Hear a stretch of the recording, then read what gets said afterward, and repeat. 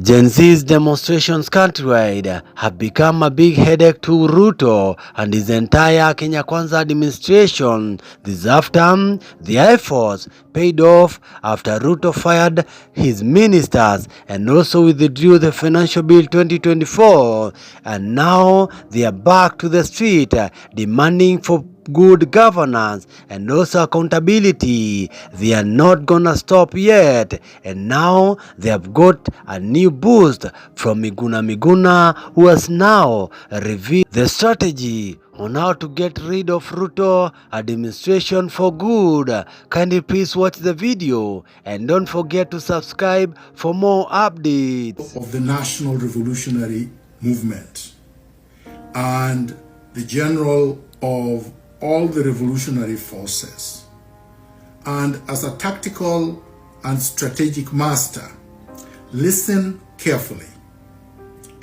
William Ruto is cornered. His back is against the wall. So he's going to act desperately. He's going to act desperately because he wants to cling to power. Now, we have to come up with strategies to defeat William Ruto in the most efficient, effective, and shortest possible time. So what do we need to do? Number one, when attacked at home for no reason and attempts are made to abduct you, make noise and resist. Let members of the neighborhood come to your aid and repulse the goons. Abductions are illegal under the Constitution. Arrests, normal arrests in the regular manner, are legal, but only if they have a basis. You have a right to resist. You have a right to self-defense. So that's number one. Don't run away. Don't cower.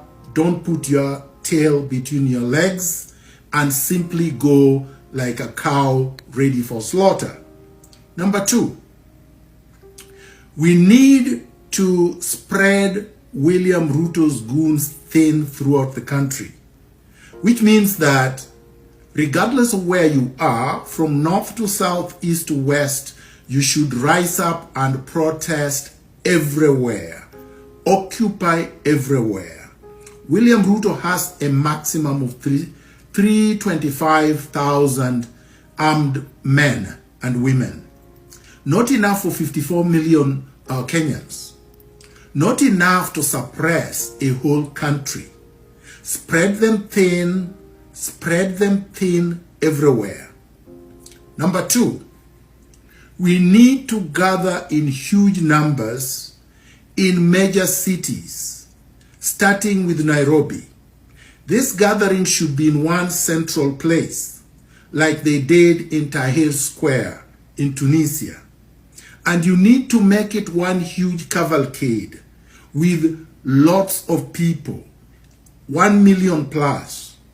When you do that, and you do that consistently, and you do not disperse, and you stay there day after day, within 6 days, William Ruto will be no more.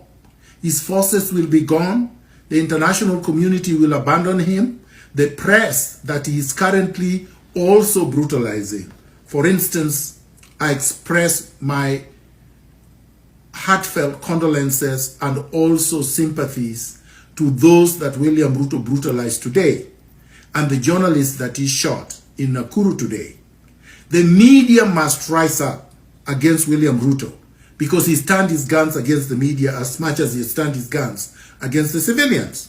The international community eventually, regardless of their location, will rise up against him because they don't want to be in the bad books of Kenyans.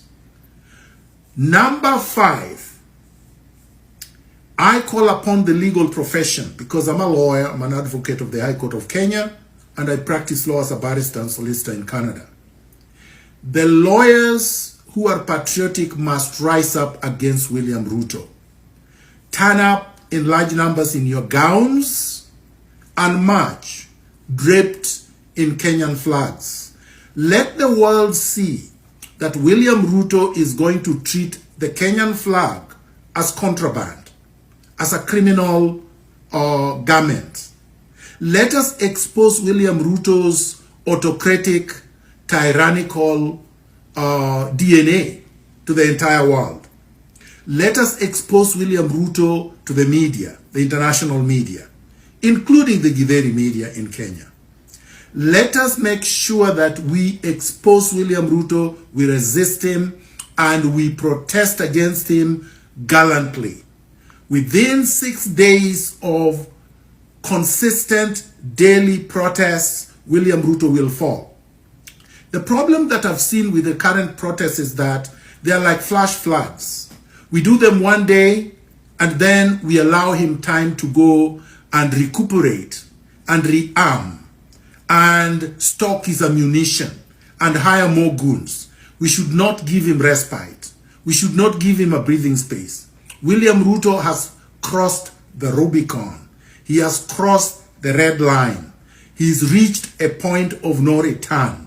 He must fall, and he must fall now. Let us forget about our sectarian and parochial differences. Patriots must unite. And we cannot say that when William Ruto falls, there will be a vacuum. There will be no vacuum.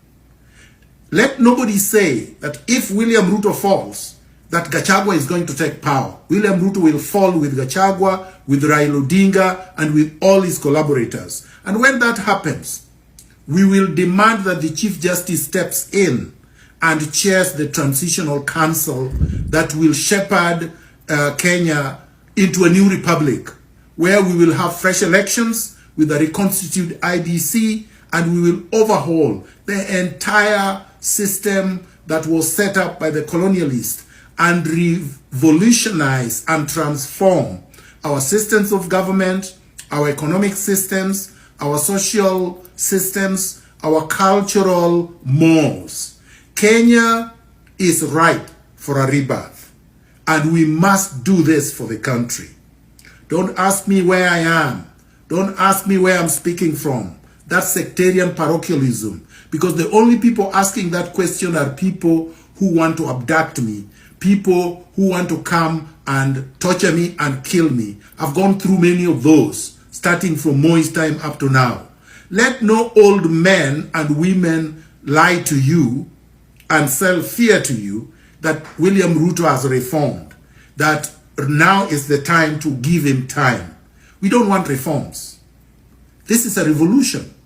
We want a total, complete overhaul of the rotten colonial structures so that we can build fresh, people-friendly, and empowering structures for national rejuvenation. Viva! Power to the people.